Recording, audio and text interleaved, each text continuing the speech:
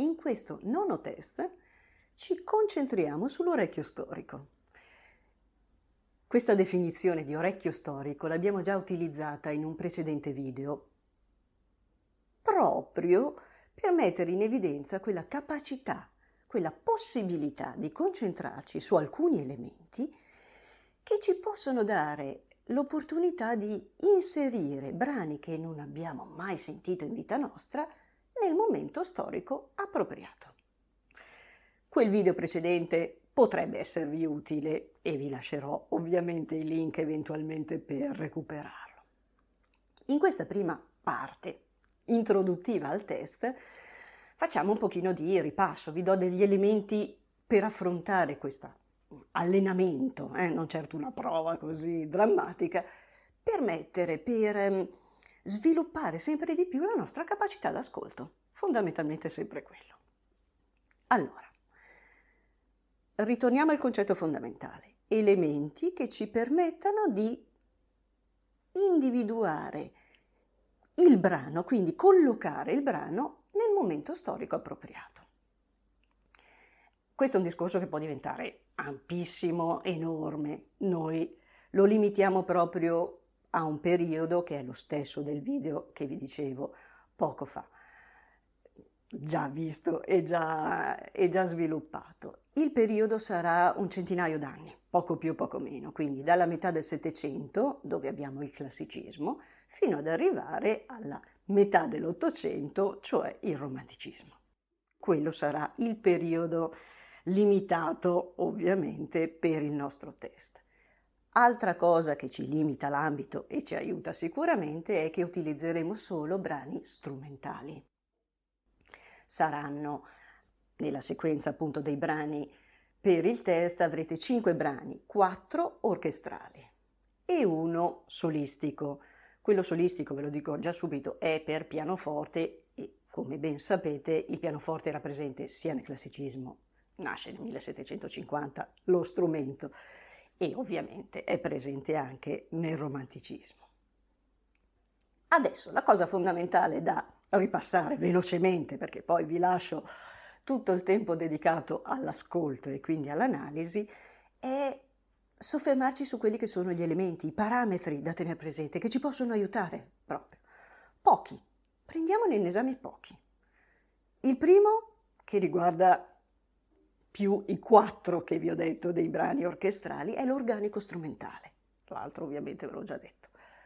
Cioè, quando avete un'orchestra che suona, quali sono degli elementi che velocemente vi possono dare delle indicazioni precise? Allora, sempre ricordandoci che stiamo analizzando Settecento, classicismo, seconda metà, e romanticismo, prima metà Ottocento. Primo elemento per l'orchestra è il numero. Se sento un numero poderoso, mi oriento sicuramente di più romanticismo. Il numero più ridotto è classicismo. Altro elemento, sempre in maniera snella e veloce, scelta degli strumenti, scelta dell'organico. Se io sento un'orchestra dove gli ottoni e le percussioni sono quasi assenti, sicuramente non protagoniste, ecco che mi devo orientare su classicismo. Se sento invece ottoni e percussioni ben evidenti, mi oriento romanticismo. Quindi, organico strumentale, un elemento importante. Altri 2 elementi che vi suggerisco di tenere sotto controllo sono 2 elementi che sono poi molto intrecciati tra loro: virtuosismo ed espressività. Virtuosismo, difficoltà tecnica; espressività, l'emotività, quello che è l'intensità, detta in maniera molto semplice. Questi 2 elementi li trovate sempre, sia in tutti e 2 i periodi che abbiamo sotto controllo in questo test, però in modo diverso. Nel Settecento abbiamo una visione sicuramente più razionale.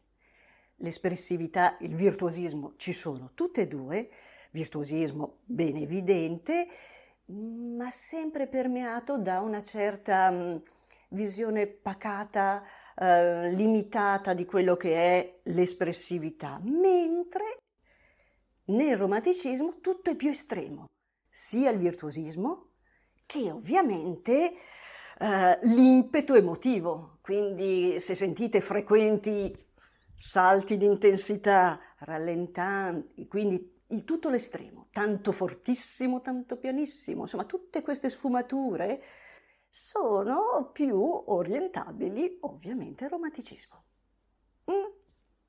Quindi, ricapitolando, periodo che analizziamo, classicismo, seconda metà del Settecento, romanticismo, prima metà dell'Ottocento. Quindi la domanda unica del test sarà, a seconda, avrete 5 brani e la domanda è sempre classicismo o romanticismo.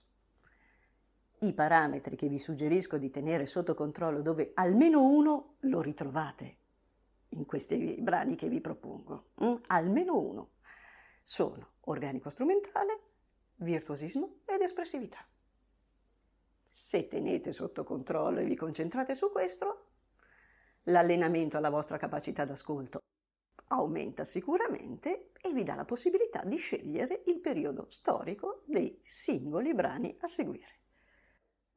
Vi ricordo adesso, prima di lasciarvi i brani d'ascolto, che il test effettivo, quindi da un punto di vista delle domande, sempre con il ripassino di ogni singolo brano, lo trovate sulla pagina dell'articolo di musicadiffusa.it, quindi sul sito. Se siete su altri canali, ovviamente avete comunque i link nelle varie descrizioni che vi portano a tutto quello che vi serve. E a questo punto, buon allenamento. Alla prossima!